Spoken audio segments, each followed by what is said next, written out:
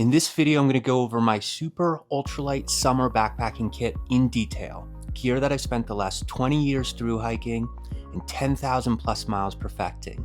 It has a shelter that's fully enclosed with 360-degree protection, a self-inflatable air mattress that's more comfortable than the Therm-a-Rest Xlite, a backpack with waterproof zippers over the top opening and back pocket, full rain protection, and it all comes in at just 4.5 pounds. If that sounds crazy, let me show you why it's not. At the end of the video, I'm going to go over gear that you can swap out for lighter options, getting this set up to an impossible sub 4-pound base weight. To start, we have the Metaphysics Grasshopper backpack. It's made out of Ultra 200 fabric. It's 8.5 ounces. Like I said, it's waterproof. It has Etiquette zippers on the back in the pocket, and it has zippers that go over the top. When I saw this on Metaphysics Instagram, I thought it was hilarious what Johnny Z is doing. It's a running joke in the super ultralight community that you could just use a Jansport, and I see people using the Jansports, and I used a Jansport. I used a pink Jansport on, I think it was the PCT. And so this is sort of a nod to the community. I think it's hilarious and wonderful that Johnny Z did this. It has 1.5-inch shoulder straps, which you think wouldn't be comfortable, but it fits right between your chest and your shoulder in this sort of nook, and it's more comfortable than any of the backpacks that I've used. It might be because I'm also not getting above 15 pounds, and that's to say you shouldn't get above 15 pounds with this backpack. You shouldn't carry more than 4 days of food, and your base weight needs to be below 6 pounds, and it should be closer to 5 pounds. So don't get this pack unless that's true. Some of the other nicer things that this pack has is it has stretchy water bottle pockets and a stretchy bottom pocket. It's just so much easier to get your water bottle and your snacks in and out of a backpack that has this stretchy material for the water bottle. If you've only used roll top closure backpacks, having a zipper like a Jansport backpack is so much nicer. You can much more easily go from wearing it on your back to bringing it around front while you're still walking, unzipper it, nothing falls out, put stuff back in. It's just so nice to have zippers on the backpack. So that's the Grasshopper from Metaphysics. The Gatewood Cape is, all told, it's 14.5 ounces, which is really heavy for a super ultralight kit, but it's also your rain gear for when you're hiking. It's also a poncho, and you can put the poncho over your backpack. So when you get to camp, everything's dry. It's not, the outside of your backpack isn't even wet. And with a waterproof backpack and a poncho, it's really great. One of the arguments in the ultralight community is that ponchos don't provide warmth, and so that's why you would want a rain jacket. But later I'll show you my windbreaker, and when you put the windbreaker together with the Gatewood Cape, you still get warmth. There's a zipper that in poncho mode is for airflow and can keep you cool. And when it's in tarp mode, it's the door, which is great. There's also the pocket that this is stuffed in right now. When it's in tarp mode, the pocket is placed right next to the door, so you can put little things in it. When it's in poncho mode, it's right up against your chest, so you can put little things in it. And then if it's wet, you can put the whole poncho into the pocket. You can squeeze it. Water comes out, and you don't have to be carrying a wet shelter while you're hiking. And then you can put the pocket into your backpack. The water from inside the pouch isn't going to get all over your backpack. This is my favorite piece of gear. I'll defend it forever. The sleeping pad, you're going to be surprised. The sleeping pad is very small. But listen to me for a second. You only really need a sleeping bag to cover your shoulders to your tailbone or your pelvis.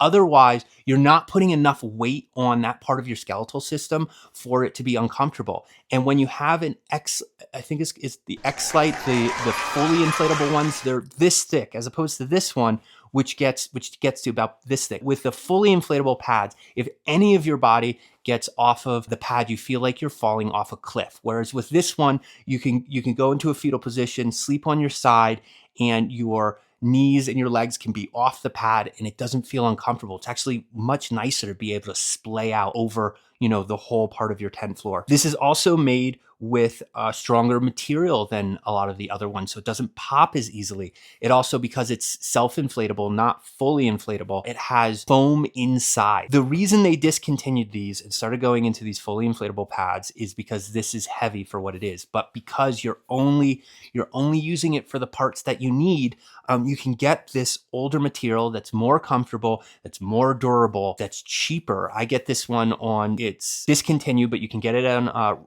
Reddit Ultralight Gear Trade for about $50. And then, so what I do with this one is I put my food bag on the top part. I put my backpack where my legs are. My backpack is for a little bit more warmth. My food bag is my pillow. I think it's significantly more comfortable than these inflatables. And no, it doesn't seem like it is because it's so small, but I promise it's super comfortable. I'm not going to be one of those ultralighters that say use a 1/8 foam pad. I think that's crazy.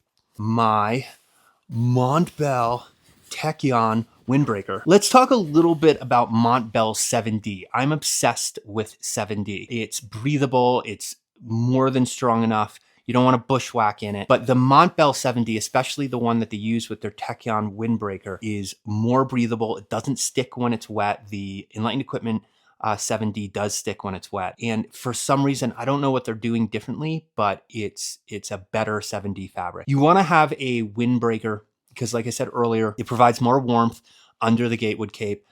For the weight, this is like 2-3 ounces. Cutting the wind provides a lot of warmth. When there's mosquitoes out, there's nothing better than having something they can't bite through. The DEET just doesn't work as well. If it's really windy above tree line, you can use it as sun protection. For insulation when I'm sleeping and when I'm active, I use the Alpha Direct 60. 90 is too much for being active. This will keep you warm down to probably around 40 degrees if you couple it with the windbreaker, which it's made for. It has all of these little holes, so if you're super active and it's getting too warm, you can take the windbreaker off and the wind just goes right through it. And if you need to be warm, you put the windbreaker on top and it keeps it super warm. I just got back from traveling abroad from Indonesia, and I left my phone and my beanie. And so the next thing that I would go over is my beanie, which is a Carhartt fleece beanie. It's like 1.5 ounces. That's all you really need. In the ultralight community, it's sort of gospel that you don't have hoods on your insulation. So you wouldn't have your hood on my Senti mattress.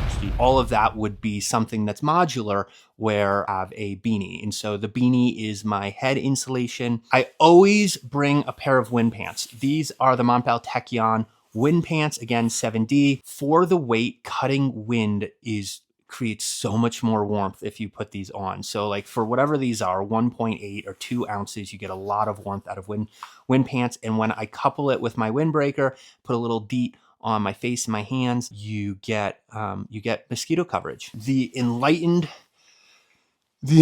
Equipment Enigma Apex 50 quilt. Like I said, this is a summer backpacking list. I used it between the Shenandoahs on the Appalachian Trail and Hanover, New Hampshire.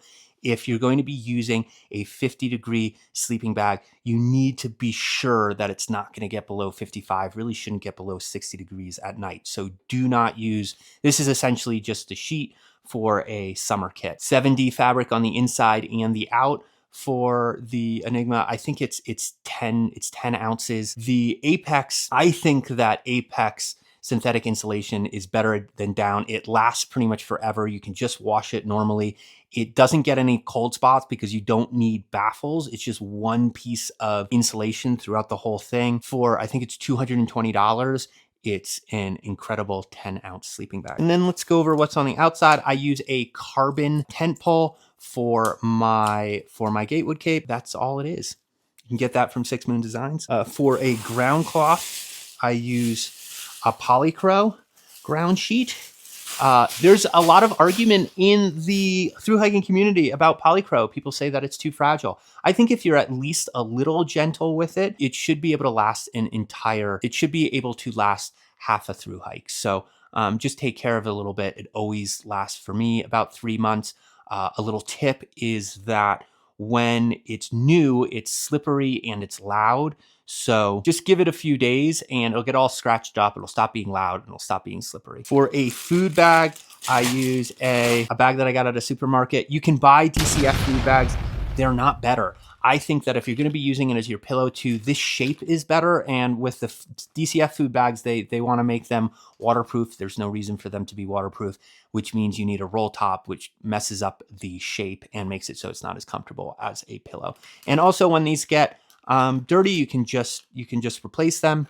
I have an entire video on trash bags that I use as gear, and I'll give a link so you can go into more detail into the Polycro, the food bag, and then the last one, which is my bag liner. For this kit specifically, I just use a really thin, again, like plastic bag that I got at a store. I put all of my insulation, my sleeping bag, and my Senchi hoodie into that, and then I'm putting it into a waterproof bag. And then the waterproof bag has my Gatewood Cape in poncho mode over it. So I really just need a little liner for that. On the outside, I have this is an Aquafina water bottle, but my favorite is the Dasani.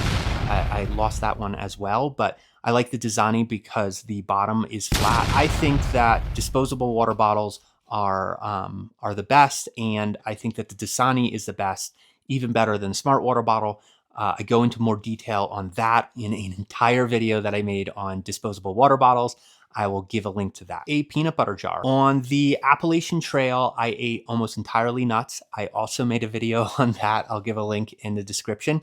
So what that means is that I had a protein shake, which I used a little quart Ziploc hack. I cut the bottom corner, and then I can use that as a funnel to get the protein into the peanut butter jar, shake it up with the water. That's the protein. The rest of the day, I'm just pretty much just eating nuts, 3,000 calories. So no spoon, no stove, none of any of that stuff. The most important thing, and the thing that I've developed that I'm the most proud of, is my dental kit. Teeth, because you're eating so much sugar on trail, your teeth get like fragile. I broke a tooth on the PCT. And so I spent a lot of time thinking about this, and it might not seem very innovative, but I haven't seen anyone else doing this. And this is super important. It makes it much more hygienic and keeps your teeth safe. So to talk about it, I got a mesh bag. For me, I got it from a pair of headphones that I bought. But what this means is that everything in your tooth kit can dry during the day. I put this out in my water bottle pocket. If you put all of your teeth stuff into a Ziploc bag, it just traps all of that bacteria, and it gets this like really horrific funk. So you want your teeth to be drying during the day. I did cut off my toothbrush, but that's not so much for weight. It's more that I just don't want this big stick in my pack. I cover it with a little toothbrush head. That keeps it so that all of the toothpaste doesn't get all over everything. I have a travel toothpaste. I tried using the tablets. I don't feel like my teeth get as clean, and taking care of your teeth on trail is really important. And so this is fine. You can carry a 0.8 ounce travel toothbrush. And then the really the very innovative thing that I found, someone was doing this on the beginning of the Continental Divide Trail. And I was like, stop everything. What are you doing? He was flossing his teeth and using a stick as well. So what's important about the teeth kit is you don't want to put your dirty hands in your mouth. Very quickly, your gums will get inflamed, and it's just gross to have your dirty hands in your mouth when you're hiking. And so having this stick floss, and the head of the stick floss will last about an entire food carry. So it can get you between stores, supermarkets, where you can get more of these disposable tooth flosses. And so just able to put that in my mouth. Yeah, and then everything goes in the little pouch. My water treatment, I use a tiny little bleach bottle that I either got from Garage Grown Gear or Lightsmith. 2 drops of bleach in your water, shake it up. Wait 20 minutes. I've never gotten sick from using bleach. It works. The American military used it during the Vietnam War on our entire military. So it works. I know it seems weird to be putting bleach in your water, but it's fine. I want to go over my phone, which I don't have. It's the Moto G4 Motorola. It's 5.4 something ounces. It's really cheap. I got it right before the Appalachian Trail because the phone that I was using just broke when my plane landed. So I had to like rush around Atlanta, Georgia to find a Best Buy. I bought it for like 200 bucks. These cheaper phones are lighter and they're more durable. The screen is plastic as opposed to glass, and I didn't have to put a case on it. So I have a lot to say for like just buy a brand new a brand new phone with a brand new battery in it, so it can last longer. It'll last better because they're more durable. My Diddy bag. They make DCF Diddy bags as well, but the gallon Ziploc is, I think it's the best because you can see through it, which makes it easier to find your stuff. When it gets dirty, you can just get a brand new one. It feels so good to get a clean new Diddy bag Ziploc in town. Bring along, I have my tent bag. It's also sort of sacrilegious to have bags to put things in super ultralight, but I have a tendency to lose my stakes. So I need a little Diddy bag for my stakes. I have 2 groundhogs for the essential tie outs. That is the ones that need to stay in during a windstorm. And then I have titanium shepherd hooks for all of the other ones. These are the tie outs that if they get pulled out during a windstorm, the tent will still stay up. Never had any of my tent stakes get pulled out, but it's just for extra whatever. My headlamp is the Nightcore NU25. This is the standard headlamp for through hiking. It has a red light. It's super bright. It's rechargeable. This is the older version. People like the older version more than the newer version. I haven't tried the newer version. I love this headlamp.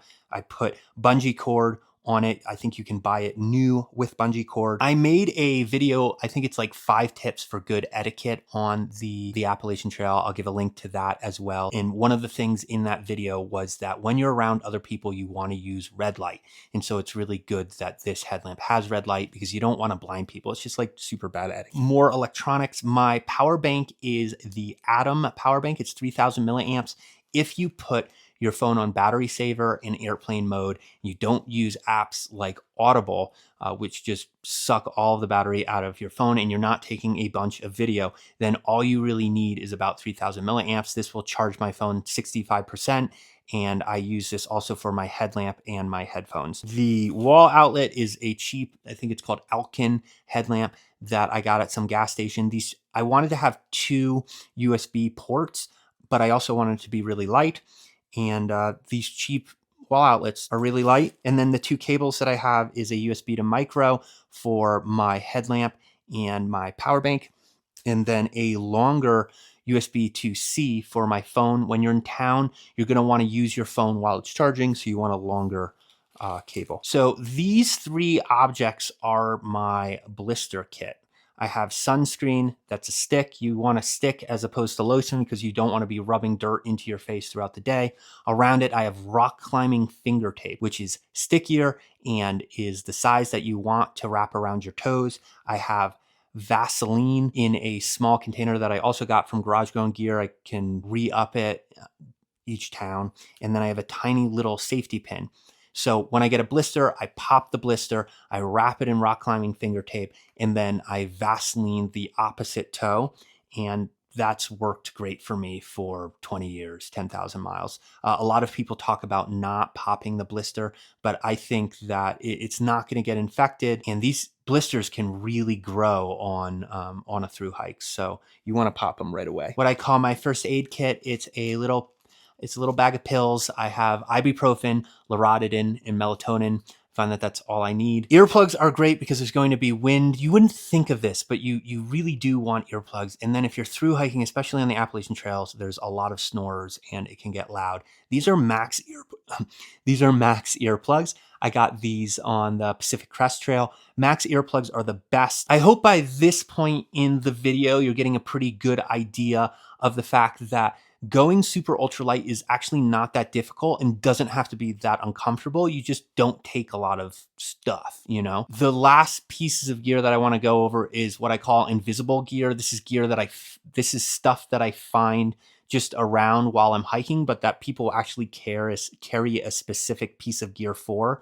And so the first is a stick that I just use for digging a hole when I'm pooping. A lot of people bring titanium trowels for this. I don't understand why people are bringing titanium trowels for digging a little hole. A stick will do everywhere. I only bring one pair of socks. If your socks are wet, it means that your shoes are wet. And in the morning, you're just going to put dry socks in wet shoes. And you're only going out for 4 or 5 days. Having one pair of socks is fine. And then the last thing is that for toilet paper, I use leaf. On the Appalachian Trail, there's more than enough leaf. And on most of the other trails, you can get a little sparse in the desert section. Next, let's go over the clothing that I wore. I wear the Bushudos Las Sportivas. European companies have quarter sizes. I need a 12 3/4, and I can get that in the Bushudos. The traction on the Bushudos are better than any other company. They're a rock climbing shoe company, so they use that same rubber technology on their shoes. These last 900 miles. They're a little heavy for super ultralighters, but I found that they've always been super comfortable, and I wouldn't say just copy these because I'm wearing them. Go to a shoe store and find shoes that fit. Don't just use ones because someone has reviewed them as good. What matters is that they fit. For my shorts, I have Lululemon. I met someone in Nepal who worked for Lululemon. She went over that the fabric that they use is really well tested. It's way more durable than any of the other companies. They put a lot of time into field testing it so they know that it fits correctly. And that's what I found with Lululemon. So it's worth the extra money if you're going to be living in it for 6 months to get a good pair of shorts. I also used their underwear. Didn't like that as much because they weren't as breathable, but just any kind of synthetic underwear, boxer briefs, that you like and that breathe well. For socks, I use the same thing that most thru-hikers use, which is Darn Tough socks. They last pretty long. They can last about 500 miles. They're comfortable enough. You want to make sure that you get the socks that have the higher ankle because if it's smaller over lots of washes, it could stretch out to the point where it goes below your shoe, which is super uncomfortable. And you want it high because it keeps dirt out. On the top, I use a Montbell merino wool shirt. And this one you can see is a very worn out. It breathes super well. It wicks super well. It doesn't get smelly at all. I love Montbell's merino wool. That's everything there is to say about that. For my hat, I use a orange trucker hat that I got at a Walmart. It's a hat. It's great. Hunters can see me. That's about that. Technology that I wear is it's a Casio Illuminator. I just like having a little watch. It's cheap. And then for my headphones, I use a cheap pair of BH032 headphones that I just drape around my neck. I prefer that because I don't want to be fiddling with true wireless earbuds throughout the day. So I promised at the beginning of the video that I would go over 2 swaps that could make this backpacking gear actually lighter than 4 pounds. So the 2 things in this kit that are sort of heavy are the Gatewood Cape and the sleeping pad. I would swap out the Gatewood Cape for the Gear Swift DCF poncho, which is about 5 ounces. That's going to be, I'm going to test that on my PCT Thru-Hike. I'll be putting out a video of that pretty soon, so subscribe so you get that video. And then for the sleeping pad, the self-inflatable pad that I love so much, I would swap that out for the Inertia Xlite Climate, which I think is 5.5 pounds. And when you put those 2 together, I think it's something like 10 ounces. It's much lighter, and you get to 3.75 pounds for your base weight without losing a lot of comfort. You still have a poncho tarp and you still have a blow-up mattress. So that's how you get your pack to below sub 4 pounds. So I think hopefully by this point in the video, you're getting a good idea that you don't really need to sacrifice all the comfort. You don't have to make your kit dangerous and no longer be self-reliant. You can be self-reliant, you can be comfortable, and it can be below 5 pounds. It could even be below 4 pounds.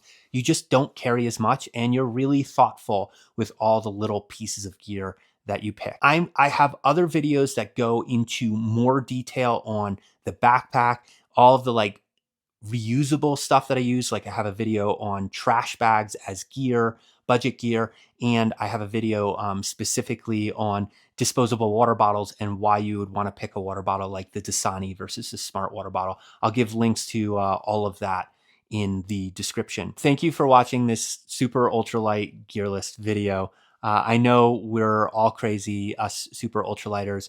I just think it is crazy, but I think it's fun. It's a fun thing to optimize for minimalism and see how little you really need to survive in the backcountry. And we are obsessive, but we enjoy it, and it's a fun hobby. So thank you for watching. Check out all those videos. I'll keep making super ultralight videos. I want to go over a super ultralight film gear, and so I think that will be my next video. And I also want to do a video on budget backpacking so you can see that you can actually be super ultralight for really, really cheap.